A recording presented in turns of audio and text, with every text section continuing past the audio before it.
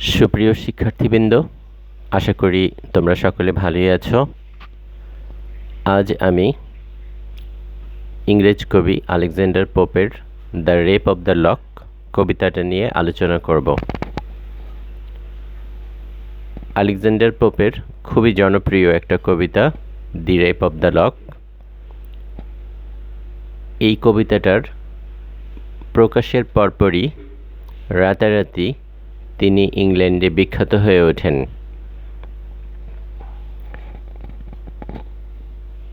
Lock অর্থ চুলের গোছা। এখানে রেপ সাধারণত আমরা যে অর্থে ব্যবহার করি এখানে সেই অর্থে ব্যবহৃত হয়নি। এক সুন্দরী রমণীর চুলের গোছা কেটে ফেলা হয়েছিল বা এক ভদ্রলোক চুলের গোছাটা কেটে নিয়েছিল, এটার উপর ভিত্তি করেই এই কবিতাটা the rape of the lock. কবিতাটা একটা মক হিরোইক কবিতা, অথবা আমরা বলতে পারি যে এটা একটা হাসির কবিতা।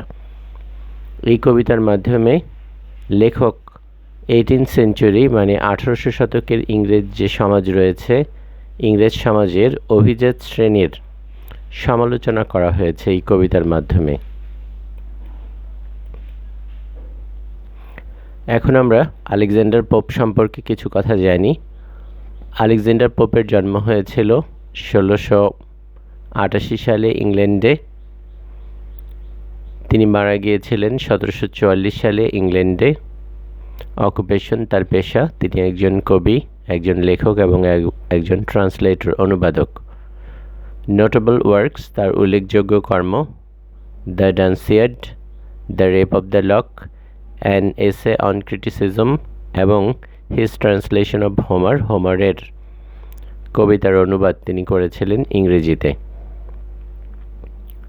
তিনি 1800 শতকের একজন কবি।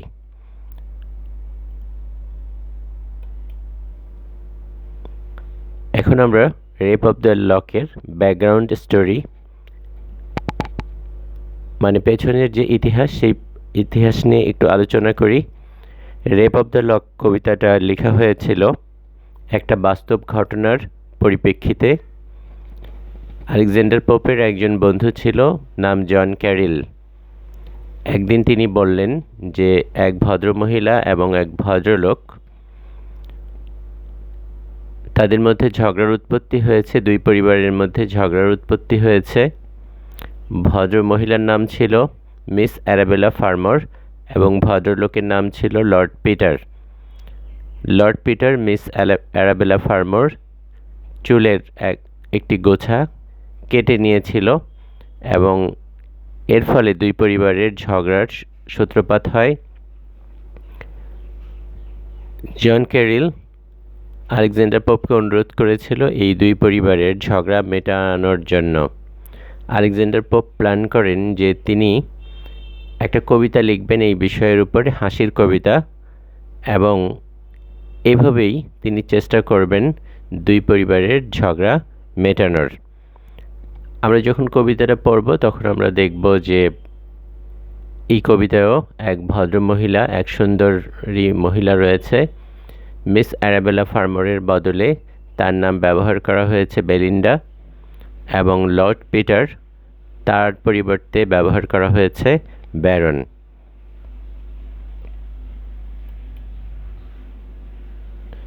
এখন আমরা মূল কবিতায় চলে যাই।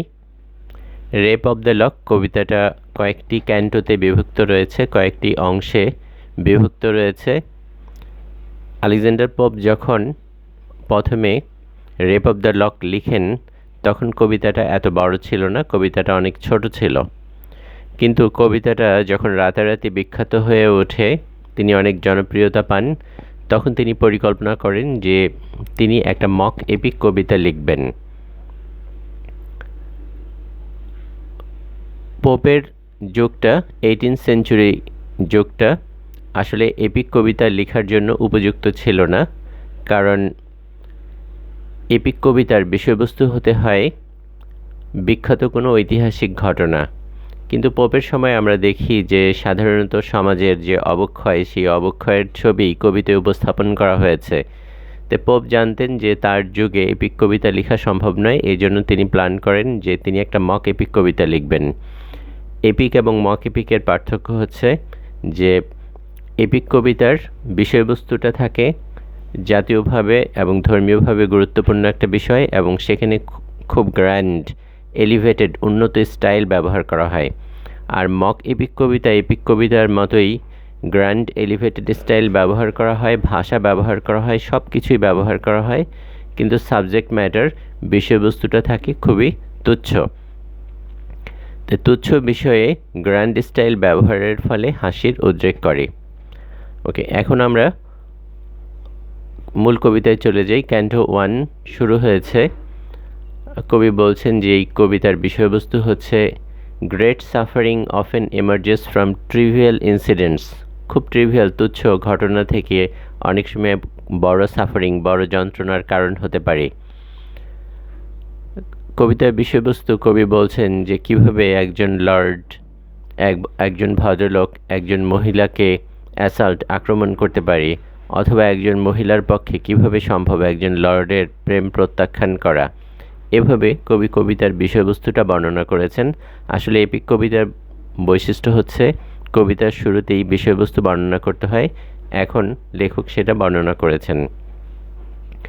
আমরা এপিক কবিতায় দেখতে পাই যে ইনভোকেশন অব দ্য মিউজ, কবিতার যে দেবী তাকে বন্দনা করা হয়। এই কবিতাও শুরু হয়েছে কবিতার দেবী মিউজকে বন্দনার মাধ্যমে।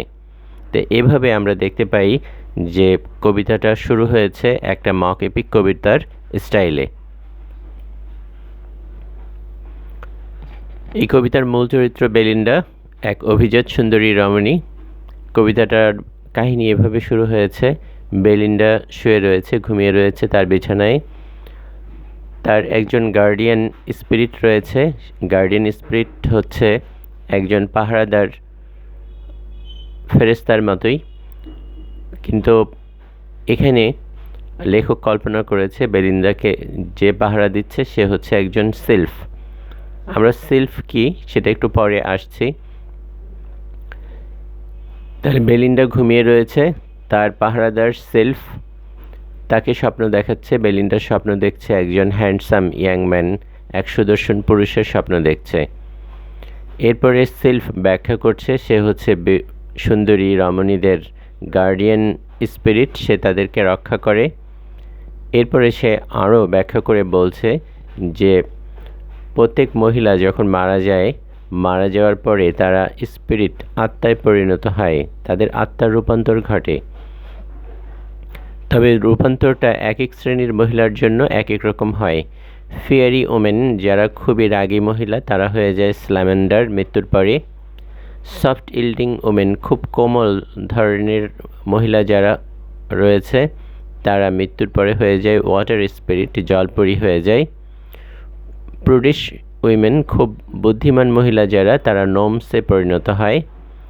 এবং যারা ককেট অথবা যারা ফ্লার্টেশাস ওমেন, যারা হাসি ঠাট্টা এগুলো পুরুষদের সাথে করতে পছন্দ করে, এরকম মহিলারা সিলফে পরিণত হয়। তাহলে আমরা দেখতে পাচ্ছি যে বেলিন্ডার গার্ডিয়ান স্পিরিট হচ্ছে একজন সিলফ, আর তার নাম হচ্ছে এরিয়েল। এরিয়েল বেলিন্ডাকে স্বপ্ন দেখাচ্ছে। তাহলে সিলফ বলছে যে তার নাম হচ্ছে এরিয়েল,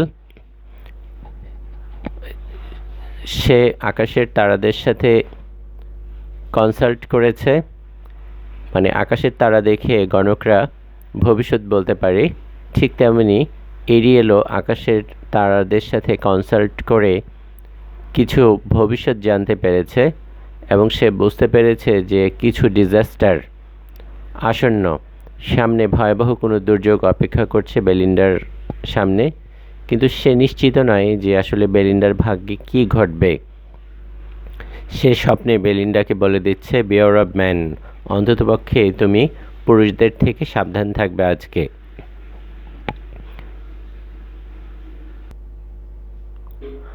বেলিন্ডার একটা পোষা কুকুর রয়েছে, পোষা কুকুরের নাম হচ্ছে শক। শকের মানে হলো যে আজকে বেলিন্ডা খুব বেশি ঘুমাচ্ছে, সে বেলিন্ডাকে ঘুম থেকে জাগ্রত করলো।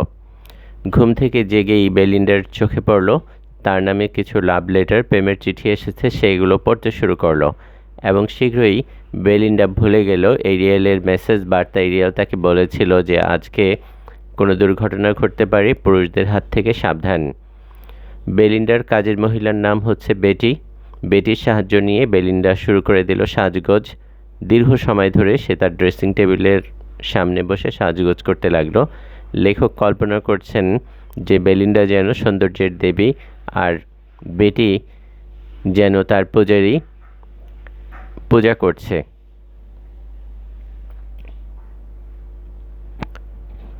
এখন আমরা ক্যান্টো 2-তে চলে যাই। ক্যান্টো 2-তে আমরা দেখতে পাবো যে বেলিন্ডার সাজগোজ শেষ হয়েছে। এখন সে নৌকায় করে আনন্দ ভ্রমণে বেরিয়েছে। সে এখন টেমস নদীতে একটা পালের নৌকায় উঠেছে এবং সবাই ড্যাজলড, চমকে গিয়েছে তার সৌন্দর্য দেখে। সে খুবই উজ্জ্বল, একটা ক্রস তার বুকে পড়েছে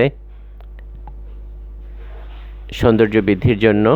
যদিও আমরা জানি ক্রস হচ্ছে খ্রিস্টানদের প্রতীক, যীশু খ্রিস্টের প্রতীক, কিন্তু যেহেতু বেলিন্ডা এত সুন্দর একটা ক্রস পড়েছে, শুধু বেলিন্ডার জন্য হলেও সকল ধর্মের লোকেরা, ইহুদি হোক অথবা ইনফাইডেল পৌত্তলিক হোক, তারা বেলিন্ডাকে কিস করতে চাবে।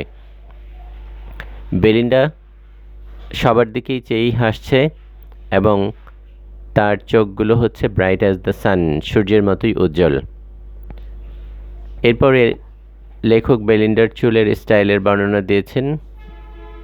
বেলিন্ডার মাথা ভর্তি চুল, তবে দুই পাশে ঝুলে রয়েছে দুইটা বিউটিফুল কার্ল, দুইটা লাভ লক তার দুই পাশে ঝুলে রয়েছে।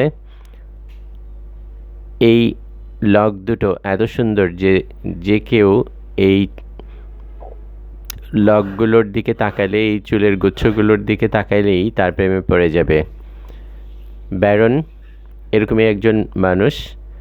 সে বেলিন্ডার চুলের প্রেমে পড়ে গিয়েছে এবং সংকল্প করছে যে ট্রিকারি, চালাকির মাধ্যমেই হোক অথবা জোর করেই হোক, সে এই লক দুটোর, চুলের গুচ্ছা দুটোর যে কোনো একটা গুচ্ছার মালিক হবে। ওই দিন সকালে ঘুম থেকে উঠে ব্যারন প্রেড টু লাভ, প্রেমের দেবীর কাছে প্রার্থনা করেছে যেন সে তার কাজে সফল হয়, সে যেন তার পুরস্কারটা জিততে পারে।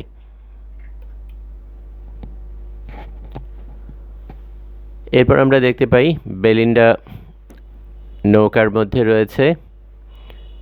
সব কিছু খুব সুন্দরভাবে চলছে, সবাই সুখী, কিন্তু এরিয়েল সুখী নয়। বেলিন্ডার গার্ডের স্পিরিট, কারণ সে জানে আজ ভয়ঙ্কর কিছু একটা ঘটতে যাচ্ছে। সে তার সিলফের যে বাহিনী আছে তাদেরকে ডাকে। বেলিন্ডাকে রক্ষা করার জন্য এরিয়েল সিলফদের মাঝে দায়িত্ব বন্টন করে দেয়। জেফিরেটাকে সে দায়িত্ব দেয় যে বেলিন্ডার যে ফ্যান রয়েছে, হাত পাখা রয়েছে, সে যেন ওইটার দায়িত্ব নেয়। ব্রিলান্টকে দায়িত্ব দেয় সে যেন বেলিন্ডার কানের যে রিং রয়েছে, রিংয়ের দায়িত্ব নেয়।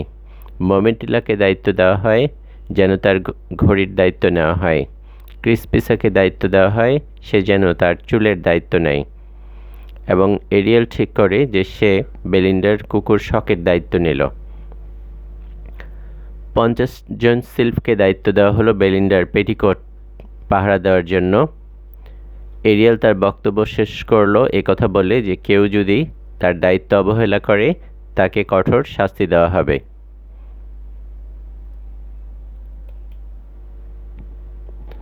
এরপর আমরা চলে যাই ক্যান্টো 3-তে। নৌকায় চড়ে বেলিন্ডা এবং অন্যান্য ভদ্র মহোদয় এবং ভদ্রমহিলাগণ তারা হ্যাম্পটন কোর্টে এসে উপস্থিত হলো। হ্যাম্পটন কোর্টে কুইন ম্যারি বা তৎকালীন শাসক মেরি, সেখানে তিনি পরামর্শ গ্রহণ করেন, সেখান থেকেই তিনি দেশ পরিচালনা করেন এবং মাঝে মাঝে তিনি সেখানে চাও গ্রহণ করেন। ভদ্র মহিলা এবং ভদ্র মহোদয়গণ তারা চারদিকে ছড়িয়ে পড়ল রাজসভার আনন্দ গ্রহণ করার জন্য, এবং তাদের একটা প্রধান আনন্দ হচ্ছে গসিপিং, খোশ গল্প করা, আলাপ আলোচনা করা, এবং তারা মূলত একে অন্যের কুটনামি বদনামি এগুলো করতেই পছন্দ করে। লেখক বলছেন যে অ্যাট এভরি ওয়ার্ডে রিপুটেশন ডাইজ। ওকে, তাদের প্রতিটা কথায় অন্যের খ্যাতি নষ্ট হয়। সরকারি কার্যক্রম সেখানে চলছে, তবে মনে হয় কিছুটা দ্রুতই চলছে। লেখক ঠাট্টা করে বলছেন যে সেখানের হাংরি জাজেস, ক্ষুধার্ত বিচারকরা, তারা সঠিকভাবে বিচার করেন না, তারা খুব দ্রুত রায় লিখে মৃত্যুদণ্ড দেন অপরাধীদেরকে, যেন তারা সময় মতো খেতে যেতে পারেন। এরপর আমরা বেলিন্ডাকে দেখতে পাই যে সে কার্ড খেলতে বসেছে। দুইজন ভদ্রলোকের কার্ড খেলতে বসেছে দুজন। বেলিন্ডা কার্ড খেলতে বসেছে দুজন ভদ্রলোকের সাথে। কার্ড খেলার বিভিন্ন নাম রয়েছে। একটা খেলার নাম হচ্ছে অম্বার। বেলিন্ডা সেই খেলাটা খেলতে বসেছে। সিলফরাও এই খেলা খুবই পছন্দ করে। সিলফরা যেহেতু আকৃতিতে খুবই ছোট, তাই তারা কার্ডের উপরই গিয়ে বসে এবং খেলা উপভোগ করে। খেলার শুরুর দিকে আমরা দেখতে পাই যে বেলিন্ডা জিতছে। এরপরে খেলার মোড় পাল্টে যায়। এরপর ব্যারন খেলায় জিততে পারে এবং সবার শেষে আমরা দেখতে পাই যে বেলিন্ডা কিং অব হার্টস চাল দেয় এবং এভাবে বেলিন্ডাই খেলায় জয়লাভ করে। এখানে যে কার্ড খেলার বিবরণ দেওয়া হয়েছে, আসলে এপিক কবিতায় যুদ্ধের বর্ণনা দেওয়া হয়, সেটাকেই বিদ্রূপ করা হয়েছে।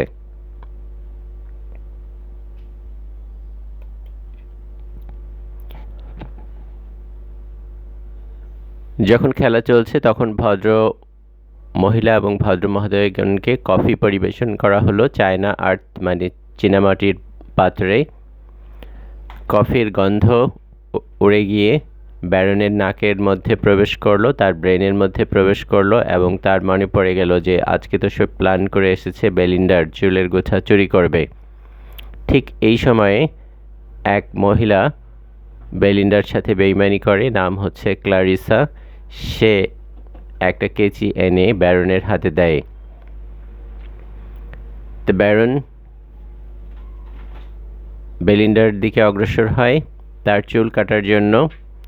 হঠাৎ করেই সব সিলফ বেলিন্ডার ঘাড়ের কাছে এসে তাকে রক্ষা করার জন্য চেষ্টা করে।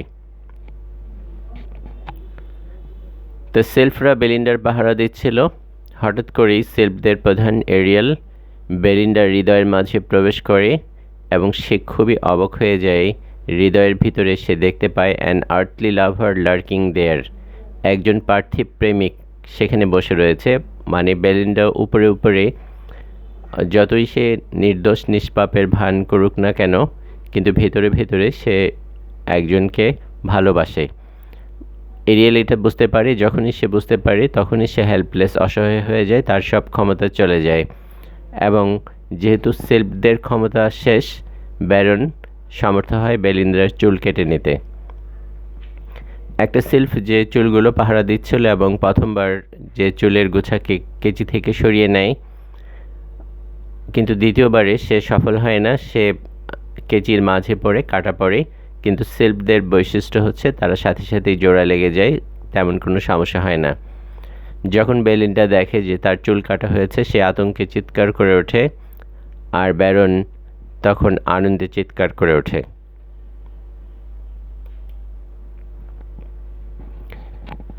এরপরে ক্যান্টো 4, বেলিন্ডার চুল কাটা হয়ে গিয়েছে, বেলিন্ডা তার চুলের গোছা হারিয়েছে। বেলিন্ডা খুবই আপসেট, খুবই উত্তেজিত, খুবই অসহায় বোধ করছে এবং তার হতাশার শেষ নেই। সিলফরাও যেহেতু তাকে রক্ষা করতে পারে নাই, সিলফরাও তাকে পরিত্যাগ করে চলে যায়। এরপর আমরা দেখি যে একটা স্পিরিট, নাম হচ্ছে আমব্রিয়েল, সে হচ্ছে একজন ডাস্কি, অন্ধকার পছন্দ করে, এরকম ম্যালঙ্কলি বিষণ্ণ আত্মা। সে সেখানে উপস্থিত হয় এবং সে সিদ্ধান্ত নেয় যে সে পাতালপুরীতে যাবে। পাতালপুরীতে একটা জায়গা রয়েছে, জায়গাটার নাম হচ্ছে কেভ অব স্প্লিন। কেভ মানে গুহা, স্প্লিন মানে সাধারণত বিষণ্ণতার দেবী, তার গুহা রয়েছে। আম্ব্রিয়েল ঠিক করে সে বিষণ্ণতার দেবীর গুহায় যাবে। তো এখানেও মক এপিক একটা বৈশিষ্ট্য ব্যবহার করা হয়েছে। আমরা দেখি এপিক কবিতার মধ্যে সাধারণত একজন বীর যোদ্ধা পাতালপুরীতে যায়, তো সেটাকে অনুকরণ করে পোপ এখানে আম্ব্রিয়েলকে দেখানো হয়েছে, সেও পাতালপুরীতে যাচ্ছে, কেভ অব স্প্লিনে যাচ্ছে। আম্ব্রিয়েল যখন পাতালপুরীর দিকে যেতে থাকে, অনেক গভীরে, মাটির অনেক গভীরে অন্ধকারের দিকে যেতে থাকে, সেখানে দেখতে পায় যে কুইন অব স্প্লিন রানী, তার দুজন হ্যান্ডমেইড রয়েছে, তার দুজন চাকরানী রয়েছে। একজনের নাম ইল নেচার মানে দুর্ব্যবহার, আরেকজনের নাম অ্যাফেক্টেশন ভণ্ডামি। আম্ব্রিয়েল আরও গভীরে যেতে থাকে এবং অবশেষে সে কুইন অব স্প্লিনকে দেখতে পায়। আম্ব্রিয়েল কুইন অব স্প্লিনকে বলে যে এক সুন্দরী মহিলা রয়েছে যে কুইন অব স্প্লিনের যে ক্ষমতা রয়েছে সেই ক্ষমতাকে অবজ্ঞা করে, তাই তার শাস্তি হওয়া উচিত। এরপর বেলিন্ডা কুইন অব স্প্লিনকে বলে যে আপনি বেলিন্ডাকে স্পর্শ করুন আপনার শ্যাগ্রিন দিয়ে। শ্যাগ্রিনের অর্থ সাধারণত রেগে বকবক করা, উত্তেজিত হওয়া, এ ধরনের। এখানের অর্থ হচ্ছে বেলিন্ডার মুড যেন পরিবর্তন করা হয়, বেলিন্ডা যেন ঝগড়া করতে পারে, মারামারি করতে পারে, কুইন অব স্প্লিন যেন এমন কিছু আম্ব্রিয়েলকে দেয়। যাই হোক, কুইন অব স্প্লিন আম্ব্রিয়েলের অনুরোধ রাখে এবং তাকে একটা ব্যাগ দিয়ে দেয়। ব্যাগের মধ্যে রয়েছে সাই, দীর্ঘশ্বাস, সব, ফুপিয়ে কান্না এবং প্যাশন, আবেগ, অ্যান্ড ওয়ার অফ টাং। আর এখানে রয়েছে জিহ্বা দিয়ে যেন যুদ্ধ করা যায়, তর্ক করা যায়, এমন কিছু। সে আম্ব্রিয়েলকে আরও একটা ভায়াল, একটা শিশি দেয়। সেই শিশির মধ্যে ভরা রয়েছে সফট সরো, কোমল দুঃখ, মেল্টিং গ্রিফ, গলানো দুঃখ, ফ্লোয়িং টিয়ার্স, প্রবাহমান চোখের পানি, এগুলো রয়েছে শিশির মধ্যে। আম্ব্রিয়েল খুবই আনন্দিত হয় এবং সে দ্রুত উপরের পৃথিবীতে ফিরে আসে। আম্ব্রিয়েল যখন ফিরে আসে তখন দেখতে পায় বেলিন্ডা খুবই হতাশ। সে তার বান্ধবী থ্যালেস্ট্রিস এর বাহুতে হতাশ হয়ে শুয়ে রয়েছে। আর বান্ধবী থ্যালেস্ট্রিস আক্ষেপ করছে বেলিন্ডার চুলের জন্য। সে খুবই উদ্বিগ্ন যে ব্যারন সম্ভবত চুলগুলো অন্যদেরকে দেখাবে এবং এভাবে বেলিন্ডার রেপুটেশন, তার খ্যাতি নষ্ট হবে, তার বদনাম হবে।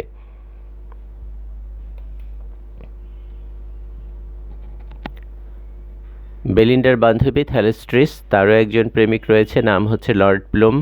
আর লর্ড প্লুম তিনি খুবই গর্বিত কারণ তার এক্সপেন্সিভ, দামি স্নাফ বক্স আছে। স্নাফ বক্স এক ধরনের বাক্স যেগুলো অতীতে অভিজাতটা ব্যবহার করত, সেখানে সুগন্ধি থাকত।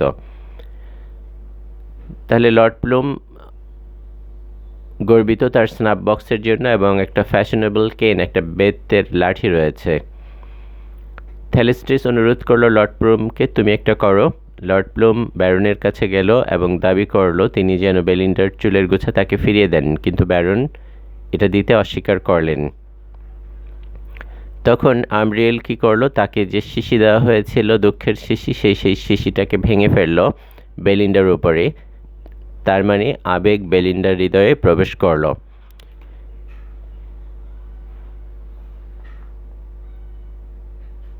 এখন বেলিন্ডা রাগে, সে অন্ধ, সে খুবই ক্রুদ্ধ। সে প্রথমে একটা বক্তব্য দিল। বক্তব্যে সে বলল যদি সে কখনো এই স্থানে না আসতো, যদি সে বাড়িই থাকতো, তাহলে আজ তার এই বিপত্তি ঘটতো না।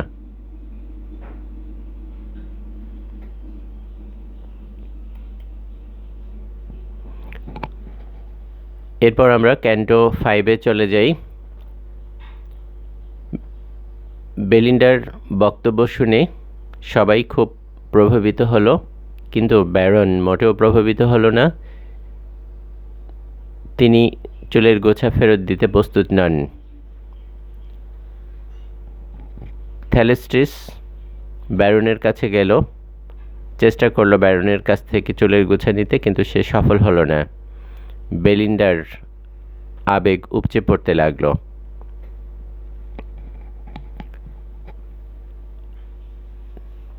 বেলিন্ডার সাথে যে সমস্ত ভদ্রমহিলা রয়েছে এদের মধ্যে একজনের নাম হচ্ছে ক্লারিসা।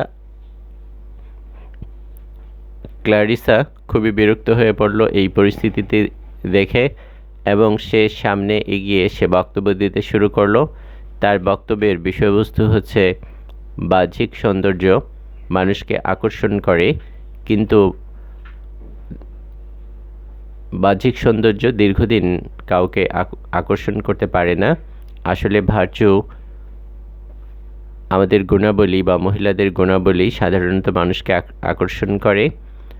সৌন্দর্য যত সুন্দরী হোক না কেন এটা একসময় ধ্বংসপ্রাপ্ত হয়। তো এভাবে ক্লারিসা বক্তব্য দিতে শুরু করলো। আসলে ক্লারিসার বক্তব্য মেয়েদের পক্ষে নয়, এই বক্তব্যটা ছিল মেয়েদের বিপক্ষে। ক্লারিসার বক্তব্যের মূল কথা হচ্ছে বেলিন্ডার উচিত ব্যারনের কাছে আত্মসমর্পণ করা। কেউ ক্লারিসার কথায় খুব বেশি প্রভাবিত হলো না। বেলিন্ডা বলল যে এখন সময় হয়েছে আর্মস টু আর্মস, যুদ্ধ করার সময় রয়েছে। তাই শুরু হলো এক ধরনের কোর্টলি রাজসভার যুদ্ধ শুরু হলো। তবে এপিক কবিতায় যেরকম তলোয়ারে তলোয়ারে ঝনঝনানি শব্দ হয়, এখানে সেটা হলো না, এটা ফ্যানস ক্ল্যাপ।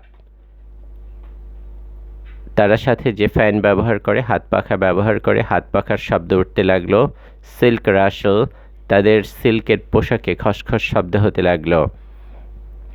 পুরুষদের বাস, মোটা কণ্ঠের শব্দ শোনা গেল, এবং মহিলাদের ট্রিবল চিকন কণ্ঠের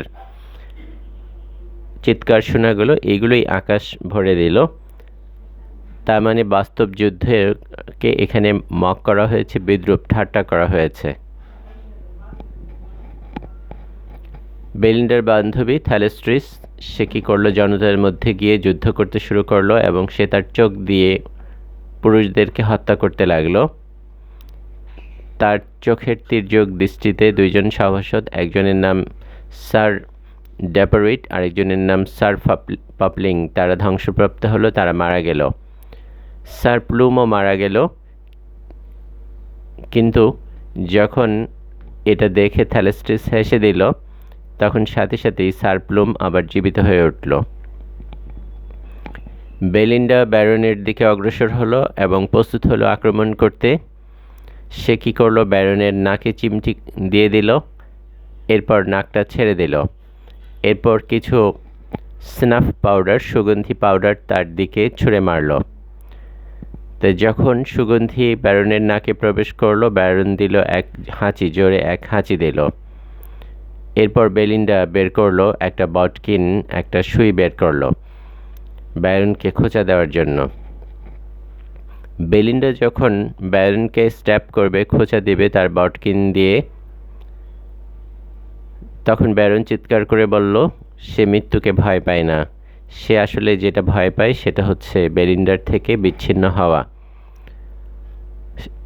সে বলল ইতিমধ্যে প্রেমের দেবতা কিউপিডের আগুনে সে পুড়ছে, বেলিন্ডা যেন তাকে আর শাস্তি না দেয়।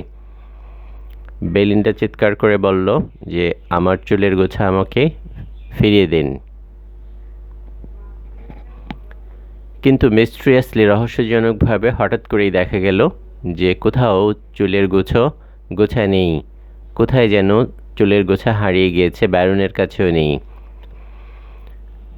এখানে লেখক বলল চুলের গোছাটা সম্ভবত খুবই ব্লেসড, আশীর্বাদপ্রাপ্ত, এই জন্য কোনো মানুষের পক্ষে এটা রাখা সম্ভব নয়।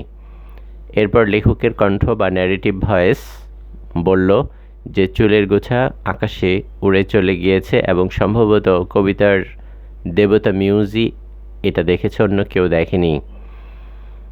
চুলের গোছা আকাশে উঠে গিয়েছে, এরপর সে চুলের গোছাটা ছুটে গিয়েছে। Shot along like a shooting star, ঝরে পড়া একটা তারার মতোই, উল্কার মতোই এটা আকাশের একদিক থেকে আরেক দিকে ছুটে গিয়েছে। চুলের গোছা আকাশে গিয়ে অমর তারায় পরিণত হয়েছে।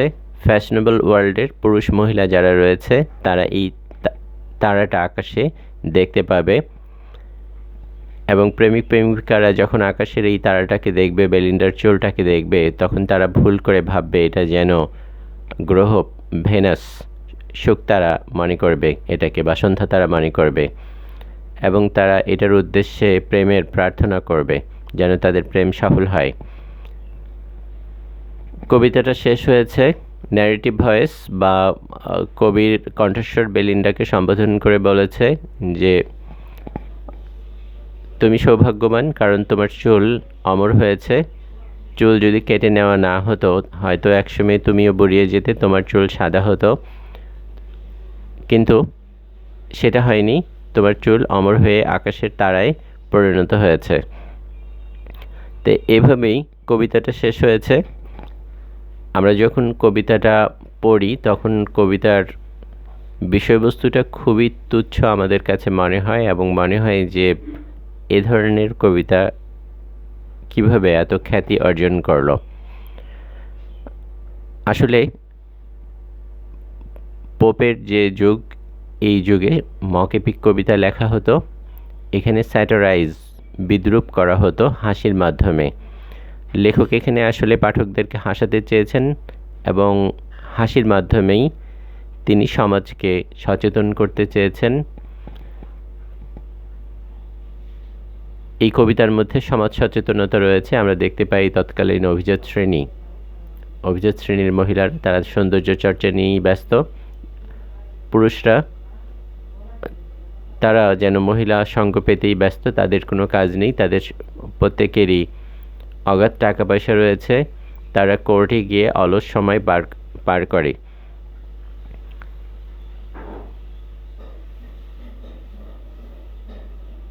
এই কবিতার মধ্যে পোপ খুব চতুরভাবে এপিক কবিতার বৈশিষ্ট্যগুলো ঢুকিয়ে দিয়েছেন।